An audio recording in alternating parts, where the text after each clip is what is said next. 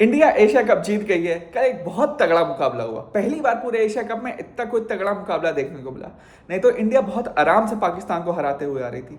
इसीलिए मुझे लग रहा था कि जैसे जैसे मैचेस आगे जाएंगे इन दोनों टीमों के बीच डिफरेंस थोड़ा कम होगा।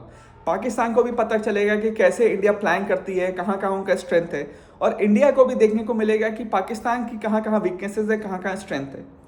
बट बिकॉज पाकिस्तान इतनी बुरी तरह हारते हुए आ रही थी, तो एक लॉ ऑफ एवरेजेस हम बोलते हैं कि भाई 10 में से कोई 10 बार खेलेगा तो हर बार नहीं जीतेगा, एक दो बार कोई ओपोनेंट भी जीत सकता है। तो वही एक डर था कि कहीं वो दिन कल ही ना हो जाए, क्योंकि हमने पहले भी देखा है चैंपियंस ट्रॉफी में इंडिया आराम से पाकिस्तान को हराते हुए आई थी, जो 2014-15 वाला था, और फिर फाइनल में ये पाकिस्तान जीत जाती है।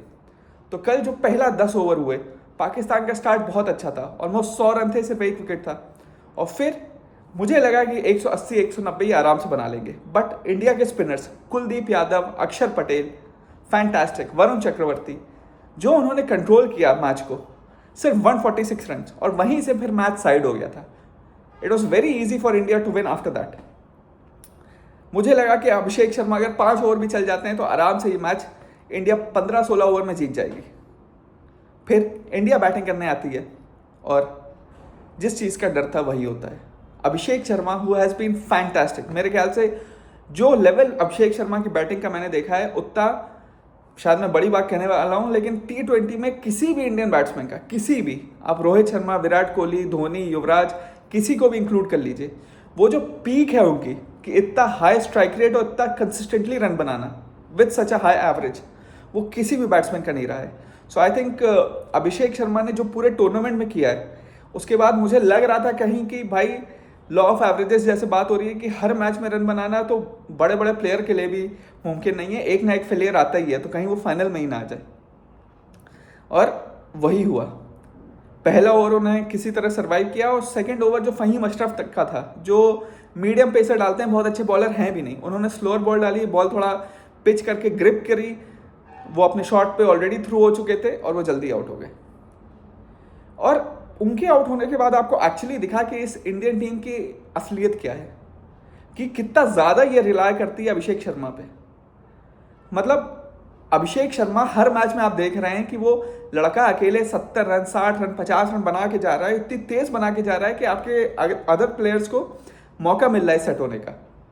वो तो भला हो कि कल आपके बॉलर्स ने सिर्फ 146 रन पे रोक दिया पाकिस्तान को, अगर कहीं 170-180 हो गया था तो अभिषेक शर्मा के बिना तो आप लोग चेस कर ही नहीं सकते थे, ऐसा लग रहा था। क्योंकि उसका भी रीजन है कि आपने फेवरेटिज्म, पार्शलिटी की, आपने शुभमन गिल को जबरदस्ती इस टीम में लाया। मैंने कल अपने एक शॉट में एक स्टैट प्रेजेंट किया था कि 3 बैट्समैन है मान लीजिए आपके पास, एक का एवरेज 38 का है और स्ट्राइक रेट 183 का है, दूसरा बैट्समैन जिसका स्ट्राइक रेट 167 का है और एवरेज 37 का है, और तीसरा बैट्समैन जिसका एवरेज 28 का है, स्ट्राइक रेट 141 का है। तो आप किसे सिलेक्ट करेंगे? ऑब्वियसली आप पहले 2 प्लेयर को पहले प्रेफरेंस देंगे, तीसरे को तो आप देखेंगे भी नहीं। बट इस इंडियन टीम में ऐसा नहीं है। इसमें ना सिर्फ वो तीसरा प्लेयर जिसका सबसे बेकार एवरेज और सबसे बेकार स्ट्राइक रेट है वो सिलेक्ट होता है, बल्कि वो वाइस कैप्टन भी बना दिया जाता है और ओपनिंग स्लॉट भी उसे दे दी जाती है। शुभमन गिल का इस टीम में क्या जगह है, क्यों उसे लिया गया है, मैं समझ नहीं पा रहा हूं। मतलब जबरदस्ती उसे सुपरस्टार बनाने की कोशिश बीसीसीआई पुरजोर कर रही है। क्यों शुभमन गिल इस टीम में होने चाहिए? भाई संजू सैमसन अपने लास्ट 10 इनिंग में 3 सेंचुरी मारे हैं as an opener. Abhishek Sharma has been fantastic as an opener. तो शुभमन गिल को बीच में आप T20 में ओपनर क्यों ला रहे हो यार? क्यों अपनी पूरी टीम का आप बैलेंस बिगाड़ रहे हो? और बैलेंस बिगड़ा है क्योंकि शुभमन गिल किसी भी बड़े मैच में नहीं चलते हैं भाई। अच्छा, आप उनका क्रिकेट वर्ल्ड कप जो हुआ था इंडिया में वो हारी, उसमें आप उनका क्वार्टर फाइनल, सेमीफाइनल, फाइनल में एक अच्छी इनिंग दिखा दीजिए।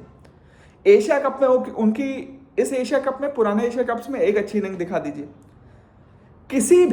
किसी भी मल्टीनेशनल टूर्नामेंट जो आईसीसी के टूर्नामेंट होते हैं उसमें शुभमन गिल की क्वार्टर फाइनल, सेमीफाइनल, फाइनल में एक अच्छी इनिंग को दिखा दे, एक। वो बड़े मैच में नहीं खेलते हैं क्योंकि उनके पास एक टेक्निकल फ्लॉ है। मैंने पहले भी बताया, मैं फिर से बताता हूं कि उनका जो बैटिंग का स्टाइल है वो बॉल ड्राइव नहीं करते हैं, जैसे विराट कोहली ड्राइव करते थे, राहुल द्रविड़ ड्राइव करते थे। ये एक प्लेयर होते थे डेमियन मार्टिन, वो भी बॉल पंच करते थे, ये भी बॉल पंच करते हैं। अब पंच करने के चक्कर में क्या रहता है, डेमियन मार्टिन का पैर तब भी आगे बॉल की तरफ जाता था, इनका पैर क्या है, बॉल की तरफ नहीं जाता है। It doesn't go behind the line of the ball. मतलब जैसे बॉल ऑफ स्टंप पे है तो इनका जो फ्रंट फुट है वो ऑफ स्टंप की तरफ जाना चाहिए, फिर ड्राइव होगी। बट इनका पैर हमेशा मिडिल स्टंप या लेग स्टंप पे ही जाएगा, भले ही बॉल ऑफ स्टंप पे हो, क्योंकि ये बॉल पंच करना चाहते हैं और पंच करने के लिए आपको हाथ खोलना है। तो हाथ खोलने के लिए आपको पैर और हाथ के बीच में थोड़ा गैप चाहिए। अगर पिच फ्लैट है तो ये रन बना लेंगे, लेकिन जरा भी इन स्विंग है तो ये आउट होंगे ही होंगे, क्योंकि बैट और पैड के बीच में गैप रहेगा, क्योंकि पंच करने जा रहे हैं। ये टेक्निकल फ्लॉ है, कोई भी एक्सपर्ट इसके बारे में नहीं बोलता है, या तो वो लोग देख नहीं पाते हैं, और एक्सपर्ट भी यहाँ पे सिर्फ नाम के एक्सपर्ट हैं। भाई ये लोग क्रिकेट खेले ज़रूर है, बट मेरे ख्याल से स्टडी इतना नहीं करते हैं। मतलब मैं जानता हूँ अपने कितने लोगों को जिसने अपना 20-25 साल सिर्फ क्रिकेट देखते हुए, क्रिकेट को एनालाइज करते हुए लगाया है। वो न्यूज़पेपर भी पढ़ते हैं, रेडियो भी देखते हैं, कोचिंग स्टिंट्स भी जा के स्टेडियम्स में देखते हैं। मैं खुद 25 साल से देख रहा हूँ, एक मैच नहीं छोड़ा है। तो ये कहना है कि कोई एक्सपर्ट ज़्यादा बता पाएगा, भाई हम लोग भी एक्सपर्ट से कम नहीं है, क्योंकि हम लोग ने इतना टाइम दिया है। किसी भी चीज़ को आप 25 साल हर दिन 4-5 घंटे देंगे तो उसके बारे में नॉलेज तो होगी ना। बट एक्सपर्ट ये सब आपको बताते नहीं है कि शुभमन गिल में ये फ्लॉ है, और हर बार वो फेल होते हुए देखते हैं उसे, हर बार। और कल तो भाई तुमने देखा अभिषेक शर्मा आउट हुए हैं, फिर तुम्हें थोड़ा लीड लेनी थी और फिर से तुम एकदम बेकार शॉट खेलते हुए, फहीम अशरफ का तुमने पहले ओवर में देख लिया कि वो स्लोअर डाल रहा है, फिर तुम वही, फिर भी तुम उसकी स्लो बॉल रीड नहीं कर पाए, विकेट दे के आ गए। भाई खून खोल रहा था मेरा यार, इतनी गुस्सा आ रही थी। और अभिषेक शर्मा के आउट होने पे बैटिंग करने कौन आते हैं? सूर्य कुमार यादव। भाई तुम कैप्टन हो माना, बट ये मतलब नहीं है कि बल्ला उठा के कभी भी चले आओगे। पूरे टूर्नामेंट में तुमसे रन नहीं हुए, लेफ्ट हैंडर बैट्समैन आउट हुआ है, इतने सारे लेफ्ट हैंडर तुम्हारे पास बचे हुए हैं, तो तुम तिलक वर्मा को पहले भेजो ना, जो फॉर्म में बैट्समैन है। नहीं, तुम आ गया कि नहीं मैं खेलूंगा, और फिर वही हुआ, जब फॉर्म में नहीं हो तो रन नहीं बनेंगे। प्रेशर मैच में तो बिल्कुल नहीं बनेंगे, आउट होगी चले गए। तुम आउट हुए, शुभमन गिल आउट हुआ, अभिषेक शर्मा आउट हुआ, लगा कि मैच एकदम फंस गया है। बट फिर आए तिलक वर्मा, जिनको एक्चुअली तो 3 नंबर पे आना चाहिए था। जब संजू सैमसन ओपनिंग करते तो तिलक वर्मा 3 पे आते थे, उस 3 नंबर पे उनने भी 100 मारे हुए, बट शुभमन गिल को अकोमोडेट करने के लिए आपको उनको भी नीचे भेजना पड़ा। वो तो भला हो, तिलक वर्मा इतने अच्छे बैट्समैन है, इस समय इतना अच्छा टेम्परामेंट है, इतनी अच्छी टेक्निक है उनने कि उनने मैच निकाल दिया। And it was reminiscent of Virat Kohli at his prime. Time लिया, बट कभी भी पाकिस्तान को चांस नहीं दिया। जब तक तिलक वर्मा थे हमेशा लग रहा था कि ये लड़का अकेले मैच लेके जाएगा, और ये इन्हें बहुत कॉन्फिडेंस देगी। मेरे ख्याल से अब तिलक वर्मा को आप एक नेक्स्ट लेवल पे जाते हुए देखेंगे।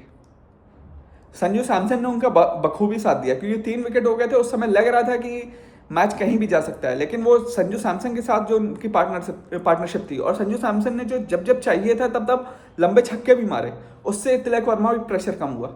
फिर शिवम दुबे आए, उन्होंने जो अपना कंसिस्टेंटली बड़े छक्के मारे।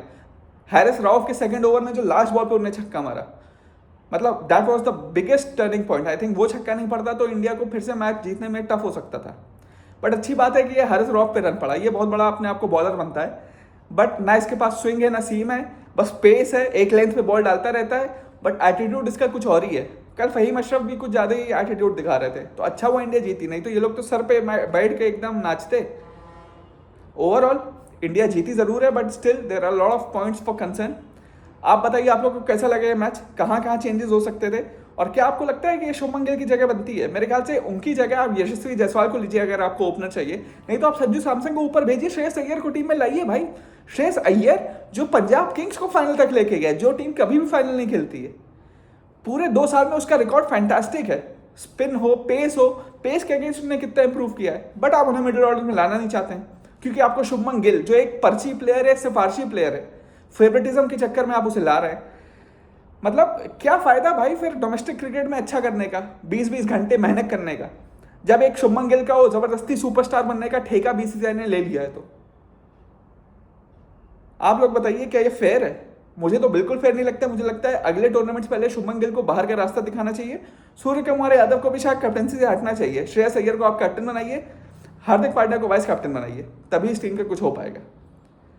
प्लीज़ लाइक करिए, सब्सक्राइब करिए और कमेंट करके बताइए आपके क्या थॉट्स हैं। Thank you.